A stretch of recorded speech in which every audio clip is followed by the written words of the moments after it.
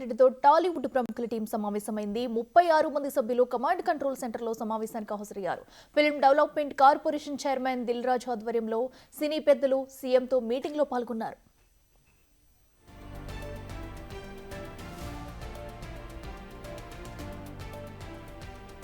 FDC chairman Dil రాజు, డైరెక్టర్లు హరీష్ శంకర్, త్రివిక్రమ్ శ్రీనివాస్, బోయపాటి శ్రీనివాస్, కొరటాల శివ సమావేశానికి హాజరయ్యారు. మురళీమోహన్, శివబాలాజీ, ప్రొడ్యూసర్ కేఎల్ నారాయణ, నిర్మాతలు అల్లు అరవింద్, సి కళ్యాణ్, దామోదర్, మైత్రి మూవీస్ ప్రొడ్యూసర్ రవి కూడా కమాండ్ కంట్రోలింగ్ లో జరిగే సమావేశానికి హాజరయ్యారు. హీరోల నుంచి నాగార్జున, వెంకటేష్, సాయిధరం తేజ్, నితిన్, కిరణ్ అబ్బవరం కూడా సమావేశంలో పాల్గొంటున్నారు.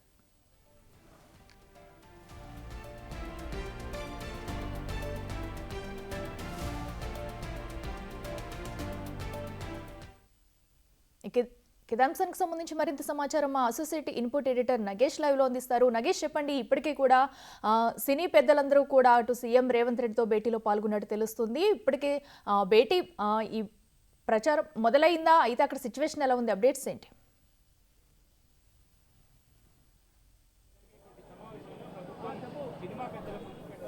భేటీ మొదలైంది. సినిమా పరిశ్రమకు సంబంధించిన పెద్దలందరూ 36 మందికి పైగా హాజరయ్యారు.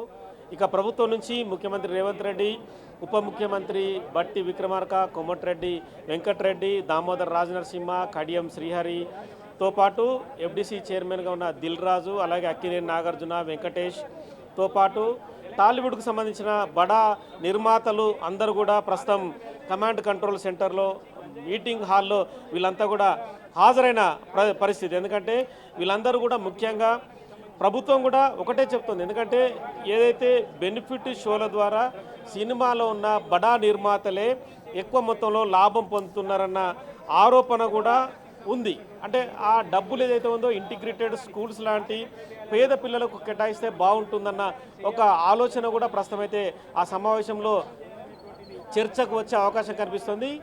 నెక్స్ట్ బెనిఫిట్ షోలకి బడా హీరోల్ని కూడా రానివ్వకూడదు థియేటర్లకు అనేది ఖచ్చితమైన ఒక నిర్ణయాన్ని కూడా సినిమా పెద్దలకు ప్రభుత్వం చెప్పే అవకాశం కనిపిస్తుంది. సో మొత్తానికైతే మీటింగు సంబంధించిన సారాంశం కానీ మిగతా వివరాలు చూసుకుంటే కనుక ఖచ్చితంగా సంధ్య థియేటర్లో జరిగిన తొక్కిసలాట తర్వాత ఈ మీటింగ్ చాలా క్రూషియల్గానే మారిందని చెప్పచ్చు. మీటింగు నిర్ణయాలు కూడా, ఎందుకంటే ప్రభుత్వంతో సయోధ్య కుదుర్చుకోవడం కోసమే సినిమా పెద్దలు మీటింగ్ అయితే పెట్టుకున్నారు. ఎందుకంటే నిన్నటి వరకు సంధ్యా థియేటర్కు సంబంధించిన తొక్కిసలాటకు సంబంధించిన హాట్ టాపిక్ నడిచింది.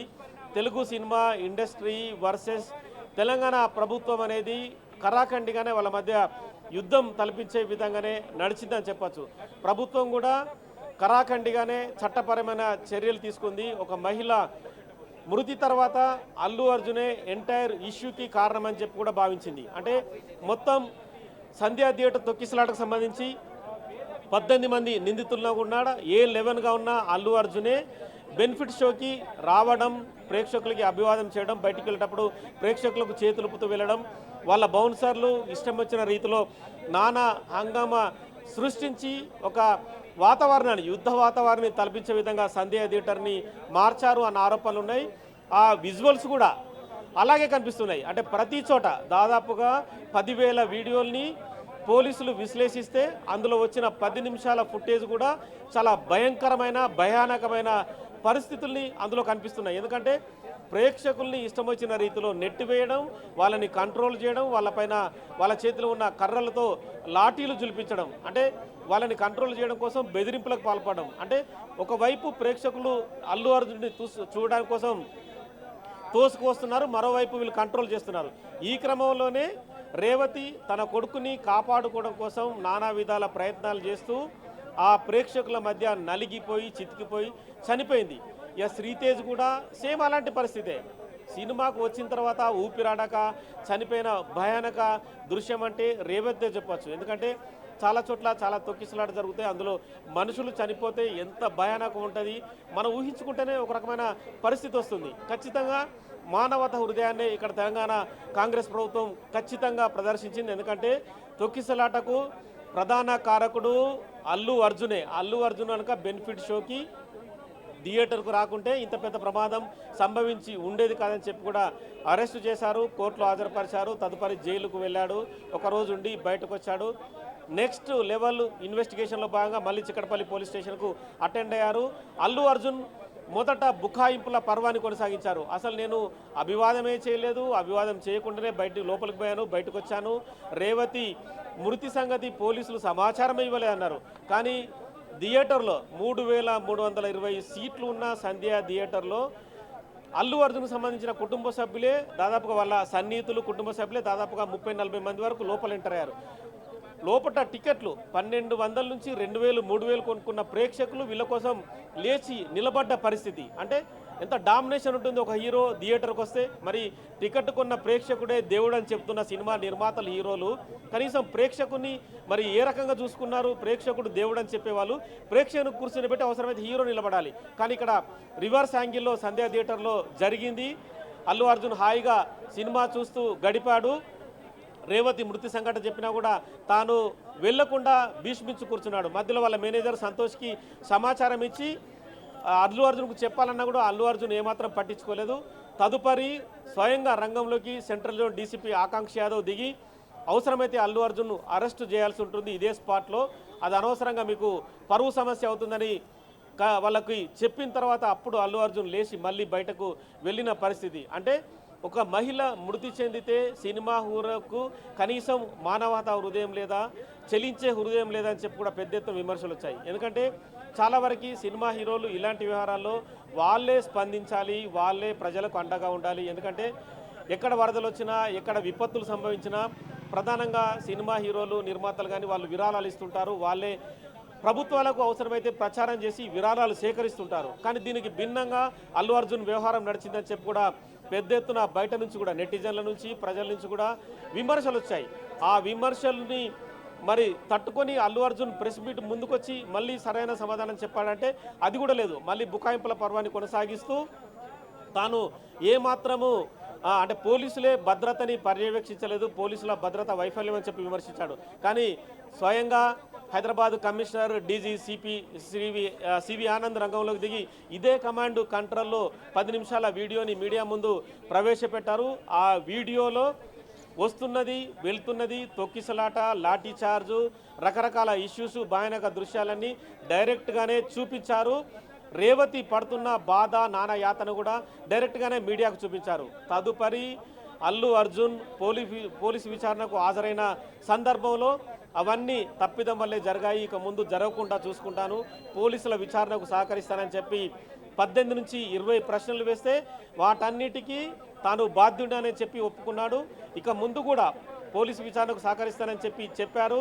నిన్న అల్లు అరవింద్, ఎఫ్డీసీ చైర్మన్ దిల్ రాజు, అలాగే మిగతా అంటే వేణుస్వామి జ్యోతిషుడు చాలామంది నిన్న హాస్పిటల్కి వెళ్ళారు. 2 కోట్ల విరాళాన్ని శ్రీతేజ్ తండ్రి భాస్కర్కి ఇచ్చారు. ఇవాళ నిన్న ఎఫ్డీసీ చైర్మన్ దిల్ రాజు కూడా అక్కడి నుంచే ముఖ్యమంత్రి రేవంత్ రెడ్డితో సంప్రదింపులు జరిపి ఇవాళ కమాండ్ కంట్రోల్లో ఒక మీటింగు ఏర్పాటు చేయండి. ఎందుకంటే సినిమా పెద్దలకి ప్రభుత్వానికి మధ్య గ్యాప్ ఉండకూడదు, ఖచ్చితంగా గ్యాప్ను పూరించాలి. ఎందుకంటే మీరు మాట్లాడాలి, మేము మాట్లాడతాం, ఇరువైపులో మాట్లాడితేనే ఆ ప్రశ్నలకు సరైన సమాధానం దొరుకుతుందని చెప్పి తాను ముఖ్యమంత్రి రేవంత్ రెడ్డిని కన్విన్స్ చేశారు. ముఖ్యమంత్రి రేవంత్ రెడ్డితో పాటు కోమటిరెడ్డి వెంకటరెడ్డి కూడా ఫోన్ల ద్వారా కలిసి కూడా కన్విన్స్ చేసి వాళ్ళ మీటింగ్ ఒప్పించారు. ఎందుకంటే ప్రభుత్వాలకు పరిశ్రమకు మధ్య ఏ చిన్న గ్యాప్ ఉండకూడదని చెప్పి కూడా మంచు విష్ణు కూడా ప్రకటించారు. ఎందుకంటే ఫిలిం ఛాంబర్ అధ్యక్షుడు ఉన్న మంచు విష్ణు కూడా, ఎందుకంటే ప్రభుత్వాలు ఈనాడు కొనసాగడం లేదు, ఏనాటి నుంచో దశాబ్దాల నుంచి కొనసాగుతున్నాయి. ప్రభుత్వాల్లో చెన్నారెడ్డి ముఖ్యమంత్రిగా, అప్పటి కాంగ్రెస్ ముఖ్యమంత్రి ఉన్న చెన్నారెడ్డి నుంచి ఈనాటి రేవంత్ రెడ్డి వరకు కూడా ఖచ్చితంగా ప్రభుత్వంతో సయోధ్య ఉండాల్సిందే. ప్రభుత్వంతో ఒక రకమైన చక్కటి వాతావరణం, మంచి వాతావరణాన్ని కొనసాగించాలి. ఎందుకు గొడవలు, ఎందుకు కొట్లాటలు, ఇగో సమస్యలు ఎందుకు, మనకు ఎవ్వి ఉండకూడదు. మనం వినోదాన్ని ప్రేక్షకులకు పంచే హీరోలం మాత్రమే. నిజ జీవితంలో మేము కూడా మనుషులేమన్న ఒక విధానాన్ని ఎక్స్ వేదికగా ప్రకటించారు. ఆ విషయాన్ని కూడా సినిమాలో ఉన్న చాలామంది అంగీకరించారు. ఎందుకంటే మామూలు మనుషులుగా బయటకు వస్తే వాళ్ళు కూడా జనరల్గా మనతో పాటు ఉన్న వ్యక్తులుగానే మనం గుర్తిస్తాం. సినిమా ప్రపంచంలో వాళ్ళు కోట్ల రూపాయల డబ్బులు పెట్టి వినోదాన్ని పంచడానికి రకరకాల కథలు ఎంచుకుంటూ సినిమాలు తీస్తున్నారు. కానీ సినిమాలను కూడా అంటే విమర్శించే విధంగా కూడా సినిమా ఉందనేది కూడా బయట నుంచి క్రిటిక్స్ నుంచి కూడా విమర్శలు వచ్చాయి. ఎందుకంటే షెకావత్ సంబంధించిన డైలాగ్ కూడా చూసుకుందాం అన్న ఏదైతే అయితే నగేష్ మనం ఇప్పటి వరకు చూస్తున్నాం ఓవరాల్గా జరిగిందంతా కూడా ఇప్పుడు ఏదైతే సంజయ్ థియేటర్ దగ్గర నుంచి జరిగిన గొడవ అంతా కూడా ఏదైతే ఉందో సో దానికైతే సీఎం సర్కార్ అయితే కూడా ఒక గట్టి చర్యలు తీసుకుందంటూ కూడా అటు ప్రజల నుంచి కూడా చాలామంది అయితే అభినందిస్తున్నారు. చాలా వరకు అభినందనలు అయితే మనం చూస్తూ వచ్చాం ఇప్పటి వరకు కూడా. ఎందుకంటే శాంతి భద్రతలకు విఘాతం కలిగిస్తే చిన్నవాళ్ళు లేదు పెద్దవాళ్ళు లేదు ఎవరికైనా సరే శిక్ష పడాల్సిందే, చర్యలు తీసుకుంటామంటూ కూడా అయితే రేవంత్ సర్కార్ అయితే ప్రూవ్ చేస్తూ కూడా ఇలాంటి చర్యలు తీసుకుంది. మళ్ళీ ఇలాంటివి కూడా పునరావృతం కాకుండా ఉండేలా కూడా ఇదొక ఇప్పుడు జరిగిందైతే ఒక టాలీవుడ్కు గుణపాఠం అని చెప్పుకోవచ్చు అంటారా?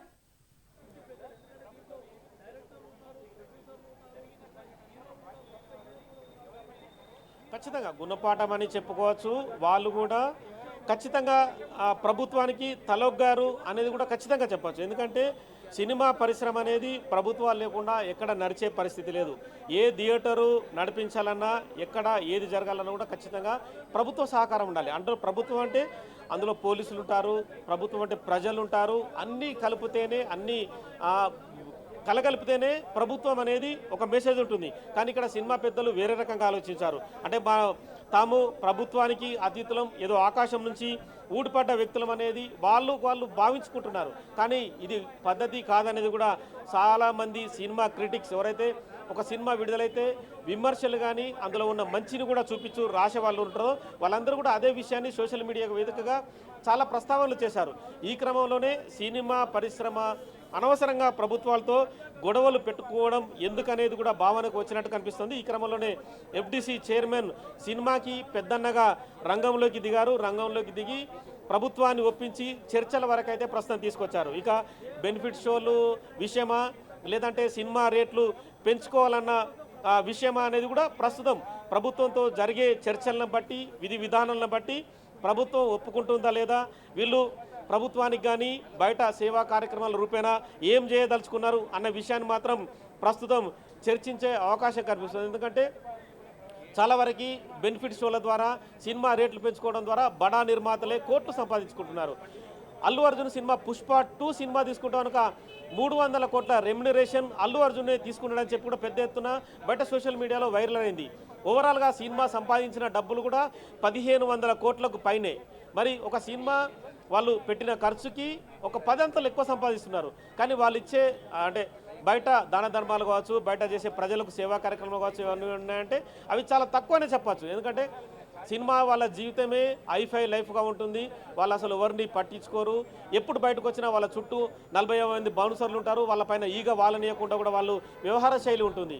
కానీ సినిమా ప్రపంచం ఆకాశంలో ఉన్న సినిమా అయితే భూమికి దిగింది. భూమి మీద ప్రస్తుతం ప్రభుత్వంతో చర్చలకైతే మాట్లాడడానికైతే వాళ్ళు ఒప్పుకున్నారని చెప్పవచ్చు. ఎందుకంటే బయట నుంచి కూడా ఇలాంటి పదాలే విమర్శలు, అంటే పదాలు విమర్శలు మనం ఏం చెప్పుకున్నా కూడా ఇలాంటి మాటలే బయటకు వస్తున్నాయి. ఈ క్రమంలో ఆకాశంలో అంటే నింగిలో ఆకాశంలో ఉన్న తారలైతే భూమికి దిగి ప్రస్తుతం ప్రభుత్వంతో చర్చలు జరిపి మరి రేవంత్ రెడ్డిని ఏ రకంగా ఒప్పిస్తారు, మంత్రి కోమటిరెడ్డి వెంకటరెడ్డి కావచ్చు, డిప్యూటీ సీఎం బట్టి విక్రమార్కను కావచ్చు, దామోదర్ రాజనరసింహను కావచ్చు, వీళ్ళందరినీ ఎలా ఒప్పిస్తారు, ఎలా ఆ పరిశ్రమను ముందుకు సాగే విధంగా ఎలాంటి చర్చలు నిర్ణయాలు తీసుకుంటారనేది కూడా మనకి కొద్దిసేపట్లో తెలిసే అవకాశం కనిపిస్తుంది. మీటింగ్ అయితే 10:40కి ప్రారంభమైంది. దాదాపుగా హాఫ్ అన్ అవర్ అంటే 40 నిమిషాలు మీటింగు ఇంకా కొనసాగుతుంది. వాళ్ళకు టీలు వాటరు మిగతా ఏదైతే బ్రేక్ఫాస్ట్ కావచ్చు వాళ్ళకి అరేంజ్ చేశారు. అంటే మీటింగ్ సంబంధించి కూడా ప్రైమరీగా వాళ్ళకి స్నాక్స్ కూడా ఇచ్చారు. ఇదే సందర్భంలో సీరియస్గానే మీటింగ్ అయితే కొనసాగుతుంది. ముఖ్యమంత్రి రేవంత్ రెడ్డి కూడా చిక్కడపల్లి ఏసీపీని, చిక్కడపల్లి సిఐ రాజు నాయక్ని, ఏసీపీ రమేష్ను కూడా ఇదే ప్రాంతానికి పిలిచారు. ఎందుకంటే ఒరిజినాలిటీ సినిమా వాళ్ళకు తెలియాలి అన్న విషయాన్ని కూడా ప్రస్తుతం రేవంత్ రెడ్డి భావించారు కాబట్టి వాళ్ళిద్దరిని కూడా పిలిచారు. అవసరమైతే సినిమా పెద్దలకు మొన్న జరిగిన తొక్కిసలాటకు సంబంధించిన వీడియో ఏదైతే ఉందో అది కమాండ్ కంట్రోల్లోనే ప్రస్తుతం ఉంది. అవసరమైతే లోపట ఒక భారీ స్క్రీన్ ద్వారా వాళ్ళందరికీ చూపించడానికి కూడా ఏర్పాట్లు చేశారు. ఎందుకంటే చాలామంది సినిమా పెద్దలు ఏమనుకుంటారంటే పోలీసులు ఏదో పుట్టించారు, ఏదో రకంగా ఇది బ్లేమ్ చేస్తున్నారు, బ్లేమ్ గేమ్ ఆడుతున్నారని చెప్పి అనుకుంటారు. కానీ ఇక్కడ బ్లేమ్ గేమ్ ఆడే సమస్య కనిపించడం లేదు. ఎందుకంటే భారీ స్క్రీన్ ద్వారా వాళ్ళకు కనుక వీడియో చూపిస్తే ఇది ఖచ్చితంగా జరిగిందనేది కూడా వాళ్ళు కూడా ఒక భావనకు వచ్చే అవకాశం కనిపిస్తుంది. ఈ క్రమంలో ఆ వీడియో కూడా ప్రస్తుతం ప్రదర్శించే అవకాశం ఉంది. తదుపరి సినిమా పెద్దల నుంచి మరి ఇలా జరుగుతున్నాయి, వీటికి ఆన్సర్ మీరు ఏం చెప్పదలుచుకున్నారు, నెక్స్ట్ లెవెల్లో మరి మీరు తీసుకునే నిర్ణయాలు కూడా ఎలా ఉండబోతున్నాయి, ఇవన్నీ కూడా ఖచ్చితంగా సినిమా పెద్దలతో మాట్లాడే అవకాశం కనిపిస్తుంది. అయితే గతంలోనే నగేష్, చాలా సందర్భాల్లో మరోపక్క సి కళ్యాణ్ లాంటి ప్రభుత్వం వాళ్ళు నుంచి కూడా కూడా చాలా విషయాలు వెల్లడించారు. ఎందుకంటే సినిమాకి పరిశ్రమకి ఒక ప్రభుత్వం కూడా కొన్ని ప్రతిపాదనలు అయితే సినీ పెద్దల ముందు కూడా ఉంచనున్నట్టు తెలుస్తుంది. ఎందుకంటే టాలీవుడ్ కూడా ప్రభుత్వానికి సహకరించాలి, డ్రగ్స్ వ్యతిరేకంగా పోరాడాలి, వీటిని కూడా కొన్ని అంశాలను అయితే వాళ్ళ ముందు ఉంచబోతుంది. మరి వీటికి వీళ్ళ నుంచి రియాక్షన్ ఎలా ఉండబోతుంది అనుకోవచ్చు?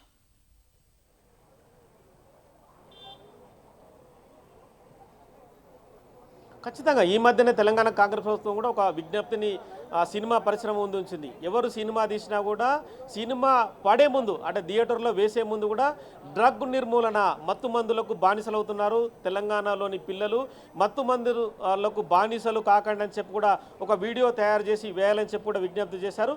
అదే క్రమంలో ఆ వీడియోని ప్రస్తుతం ఎవరైతే సినిమా విడుదల చేస్తున్న హీరో ఉన్నారో ఒక నిడివి అంటే ఒక 2 నిమిషాల వీడియోని కూడా వాళ్ళు ప్రదర్శనగా ముందుకు తీసుకొస్తున్నారు. ఇవన్నీ కూడా అంటే ప్రజలకు సంబంధించిన సంక్షేమ కార్యక్రమాలు కావచ్చు, ప్రజలకు మంచి మెసేజ్ ఇచ్చే విధంగా కూడా సినిమా హీరోలు ఉండాలి. ఎందుకంటే కేవలం ఫైటింగ్లు, బెదిరింపులు, కొట్టడాలు, ఫైట్లు ఇవన్నీ కాదు. అంటే ప్రజలకు సంబంధించి కూడా చాలా అంశాలు కూడా ఇందులో పొందుపరిచి ఉంటాయి. ఇందులో డ్రగ్ నిర్మూలన అనేది తెలంగాణ కాంగ్రెస్ ప్రభుత్వం ఒక బిగ్ ఆపరేషన్గా తీసుకుంది. ఎందుకంటే ఈ ఆపరేషన్ కొనసాగించాలని చెప్పి కూడా గత 10 నెలల కాలంగా తీవ్రమైన వేట కొనసాగుతుంది. ఇదే కమాండ్ కంట్రోల్లో నార్కోటిక్ బ్యూరో కొనసాగుతుంది. దానికి సందీప్ సాండిలియా ఏడీజీగా ఉన్న బాస్గా వ్యవహరిస్తున్నారు. ఎందుకంటే ఇప్పటికే మత్తు మందులు, గంజాయి, కొకైన్ వివిధ వాళ్ళకు సంబంధించి కూడా లింకులు ప్రపంచవ్యాప్తంగా ఉన్న లింకులన్నీ బయటకు తీస్తున్నారు. ఇప్పటికే చాలామంది అరెస్ట్ అయ్యారు. ఎందుకంటే ఎక్కువ మొత్తంలో అరెస్ట్ అయింది కూడా కేవలం ఈ సంవత్సర కాలంలోనే. ఎందుకంటే కోల్కతా, గోవా, ముంబై తదితర రాష్ట్రాల నుంచి కూడా తెలంగాణ రాష్ట్రానికి మత్తు మందుల విక్రయం జరపకూడదని చెప్పి కరాఖండిగా చెప్తున్నారు.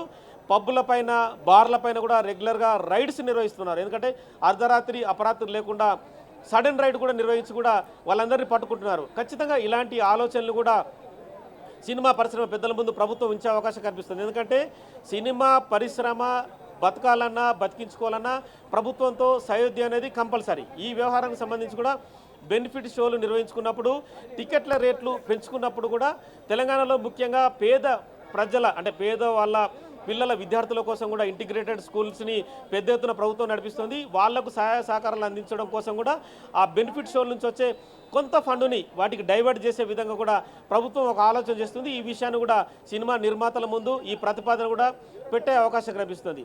నెక్స్ట్ బెనిఫిట్ షోలకి ఏ థియేటర్ కూడా సినిమా హీరో రాకూడదు అన్న ఒక కోణాన్ని కూడా చెప్పబోతుంది. ఎందుకంటే సినిమా హీరోలు రావడం వల్ల సామాన్య ప్రజలు కావచ్చు, ప్రేక్షకులు కావచ్చు ఉద్వేగానికి లోనవుతుంటారు. పుష్ప 2 లాంటి సినిమా హీరో వచ్చాడంటే చెప్ప కూడా వాళ్ళంతా కూడా పరిగెత్తుతుంటారు.